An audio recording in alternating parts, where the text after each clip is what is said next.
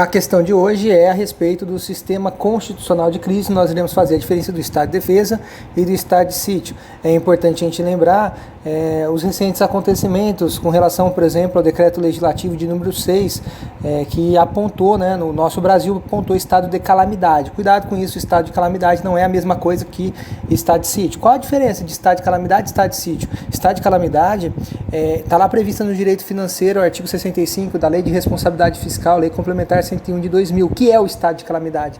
Gente, é o seguinte, existe uma máxima lá no direito financeiro que diz assim, olha, a cada gasto do poder público, a cada despesa tem que ter uma receita correspondente. O estado de calamidade autoriza o quê? Gastos sem previsão, justamente por uma questão de calamidade, ou seja, o poder legislativo autorizando o poder executivo a gastar sem a previsão, justamente por uma questão, por uma situação de calamidade. No caso, na época, foi o Covid-19, o coronavírus. Tudo bem? E aí o Poder Executivo pôde realizar esses gastos justamente para enfrentamento da pandemia. Tá? Então, o estado de calamidade não é a mesma coisa de estado de sítio, porque o estado de calamidade não está dentro do sistema constitucional de crises. Não há que se falar, pelo menos a princípio, em restringir, em mitigar direitos fundamentais. O sistema constitucional de crises é caracterizado justamente por mitigar direitos fundamentais, liberdades e garantias fundamentais, tá certo? O que está dentro do sistema constitucional de crises? Por excelência está a defesa e estado de sítio, que é justamente o objeto dessa diferença desse vídeo, desse áudio, tá certo? Qual é o objetivo? Uma coisa que nós temos que lembrar é a expressão lei marcial. Lei marcial, ela tem um protagonismo muito maior dos militares. Há autores que falam que lei marcial é a mesma coisa que estado de sítio, há quem faça a diferença. No caso aí dos autores que pensam na diferença, a lei marcial teria um protagonismo maior dos militares e o estado de sítio uma atuação maior do poder executivo. Há quem trate como expressões sinônimas. Uma coisa importante, o estado de sítio já foi aplicado no Brasil, no governo Duarte da Costa. Tem também o decreto 457, datado de 1935, o signatário foi Getúlio Vargas. O Getúlio Vargas decretando o estado de sítio em 1935. E um outro momento também de bastante instabilidade foi em 1955, uma instabilidade tão grande que 3 presidentes passaram uma semana no governo, Café Filho, Carlos Luz e Nereu Ramos. Uma lei, não foi um decreto, uma lei decretando o estado de sítio nesse período. Uma lei que teve como signatário Nereu Ramos.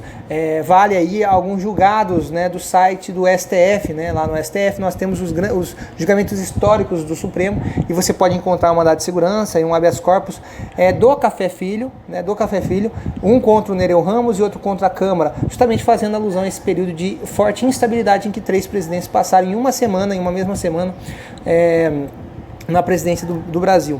Pessoal, a diferença do estado de sítio e estado de defesa, e é aqui que é o objeto da questão aqui, a primeira grande diferença é uma questão de procedimental, O estado de defesa, ele é decretado pelo presidente e depois encaminhado ao Congresso Nacional. Então, primeiro, o estado de defesa é decretado pelo presidente e depois encaminhado ao Congresso Nacional. Tá? Não é decretado sem ouvir o Conselho da República, o Conselho de Defesa Nacional, não vai ser um decreto assim sem ouvir ninguém, mas o que é importante a gente lembrar é que no caso do Estado de Defesa, o presidente decreta e encaminha ao Congresso Nacional. Lá no Congresso Nacional nós temos a aprovação, a rejeição. Vale lembrar que no caso do decreto ser rejeitado, cessa imediatamente o Estado de Defesa, tá certo? No caso do estado de sítio não é assim. O presidente não pode decretar sem autorização do Congresso. Então primeiro ele pede autorização do Congresso e depois ele decreta, tá certo? Então no estado de sítio muda, existe uma diferença procedimental quanto ao estado de defesa e estado de sítio. No estado de defesa ele decreta e manda para o Congresso, e no estado de sítio ele pede autorização do Congresso para depois decretar.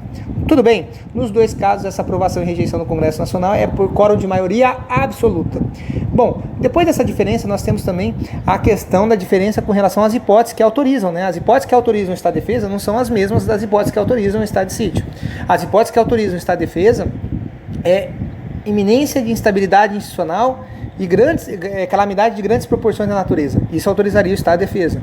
No caso do estado de sítio, são 4 situações. 2 previstas no inciso 1 e 2 previstas no inciso 2 do artigo 137. As duas previstas, as duas primeiras que autorizariam o estado de sítio seria o quê?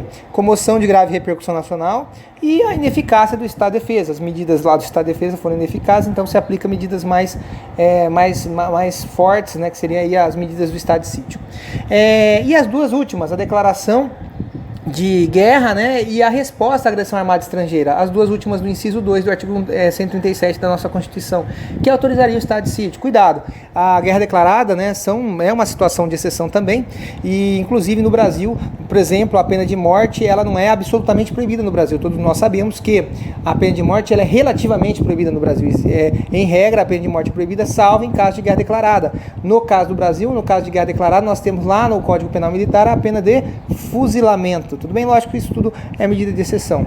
A terceira diferença do estado de sítio e estado de defesa é justamente com relação à geografia, com relação à limitação geográfica. No caso do estado de defesa, é a ameaça à ordem pública e à paz social referente a uma localidade, né? Existe a afetação geográfica a certa localidade. O estado de defesa é aplicada sempre, são medidas aplicadas sempre a certa localidade. No caso do coronavírus, do Covid-19, né, de março de 2020, não autorizaria um estado de defesa, mas sim um estado de sítio. Por quê? Porque o coronavírus não afeta somente um determinado local. O coronavírus foi uma pandemia a nível continental, então o correto seria a aplicação do estado de sítio. Tudo bem? Na hipótese do inciso 1, comoção de grave repercussão nacional, pegando todo o território, tá certo? Então essa seria uma terceira diferença, tá? Só recapitulando. Primeira diferença, procedimental. No estado de defesa, o presidente decreta e depois manda para o Congresso. No estado de sítio, o presidente pede autorização do Congresso para depois decretar. Com relação às hipóteses, né, no estado de defesa, iminência, instabilidade institucional e calamidade de grandes proporções da natureza. E no estado de sítio, 4 hipóteses, né, 2 no inciso 1 e 2 no inciso 2. 2 no inciso 1, comoção de grave repercussão nacional e ineficácia do estado de defesa. E no inciso 2, guerra declarada e resposta à agressão armada estrangeira. A questão geográfica, a diferença geográfica, né? No estado de defesa, pega somente uma localidade específica, já no estado de sítio não. Comoção de grave repercussão nacional, fazendo alusão a todo o território nacional. Outra diferença com relação ao prazo, tá certo? Com relação ao prazo. Pessoal, com relação ao prazo, no estado de defesa, 30 dias prorrogável por igual período uma única vez. Então, o estado de defesa, 30 dias prorrogável uma única vez por igual período. E no estado de defesa, na hipótese do inciso 1, comoção de repercussão nacional e ineficácia do estado de defesa, 30 dias, podendo prorrogar inúmeras vezes, renovável, tá certo? E no caso de guerra declarada e resposta à agressão armada estrangeira, não tem prazo, gente. Enquanto durar o evento, enquanto durar a guerra, dura o estado de sítio. Tudo bem? Essa seria uma quarta diferença.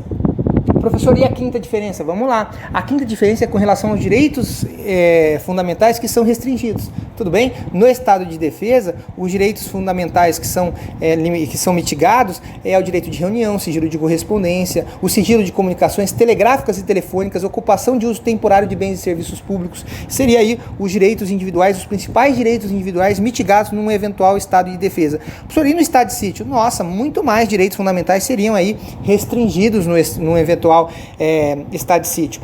Começar com a obrigação de permanecer em certos lugares, detenção de edifícios, né, não destinar de edifícios, restrições relativas à correspondência, ao sigilo de comunicação, à prestação de informações. Gente, a liberdade de imprensa seria mitigada no estado de sítio. Tudo bem? A suspensão à liberdade de reunião, né, passeata, carreata, né, o direito de reunião seria suspenso. Busca e apreensão em domicílio. Busca e apreensão em domicílio não está lá no estado de defesa.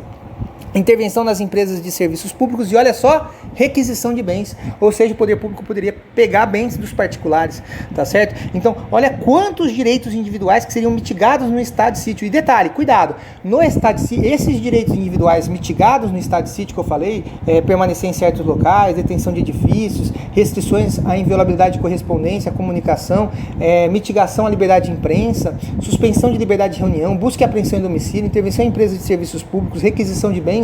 Esses direitos individuais mitigados no estado de sítio diz respeito somente ao inciso 1, ou seja, o estado de sítio que é decretado por